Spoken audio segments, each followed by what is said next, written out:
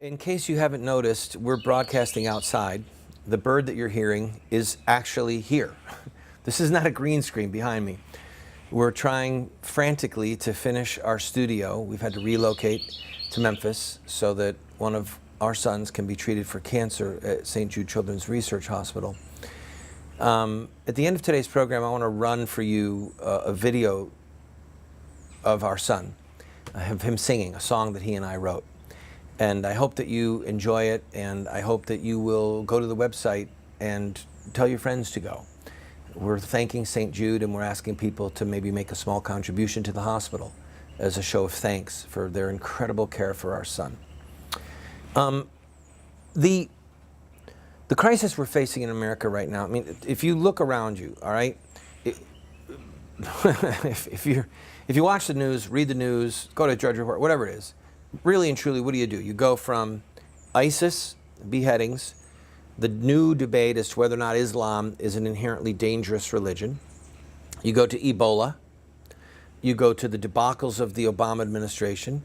Maybe on a light day you talk about unemployment rate and how sales are down here and there, here and there.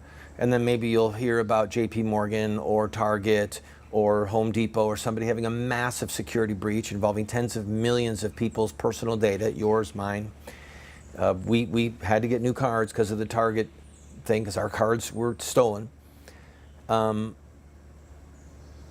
just a lot going on. The things are unraveling.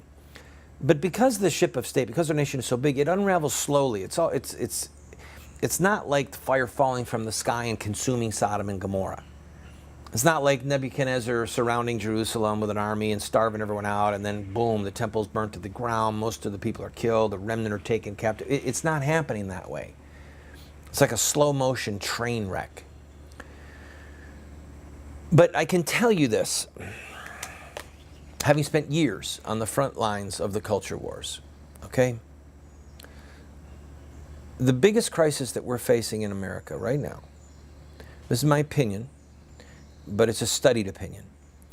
The biggest crisis that we're facing in America right now is a crisis of righteous leadership. The lack of righteous, courageous leadership. Leadership that is defined by biblical ethics, by courage, and by vision. And by vision, I mean an understanding of the past, how we got to where we are now, and where we're headed on our current trajectory, right? The ability to see and to connect dots on a continuum. Courage speaks for itself, the willingness to fight, to stand, even to lay down your life if you need to. And biblical ethics or Christian ethics means that they govern their personal life and their public policy by the Judeo-Christian principles given to us in the Old and New Testament and taught to us from the church for 2,000 years. We don't have many leaders like that. Right now we have fair-haired boys and girls. Right now we have sorority cheerleaders, oftentimes in our pulpits. And I don't mean to be unkind, but if you think of our megastars in the Christian community, primarily evangelical, but also Roman Catholic, if you think of how many of them could just literally change the entire political climate in America with one simple tweet on their phone, it is a sin to vote for a candidate who supports child killing by abortion. Boom, send. I mean, just picture if Joel Osteen did that. Or one of the big shots on TBN, Trinity Broadcasting Network. Or one of the big shots on Christian radio. It is a sin. Now, that's good theology, by the way. If you help somebody commit a sin, you have sinned. If somebody says, hey, help me rob the bank, and you help them rob the bank, well, then you're sinning with them.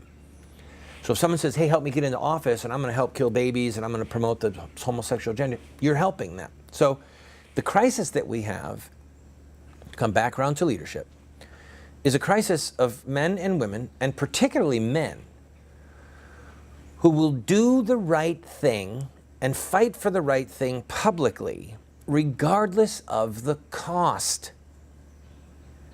who will lead others into righteous battle in the political sphere, in the judicial sphere, and who will say the truth without sugarcoating it and without equivocating.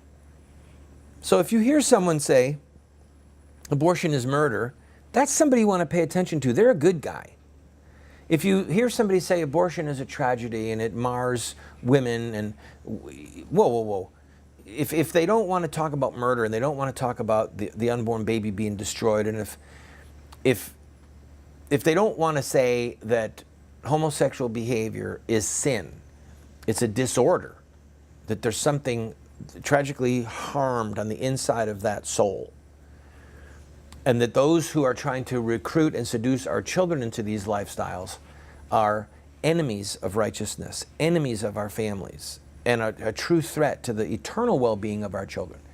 If they're not saying these things or something like them, if they're not speaking clearly, then they're either cowards or false prophets, or they have an agenda, or they're trying to preserve their reputation. Something's wrong.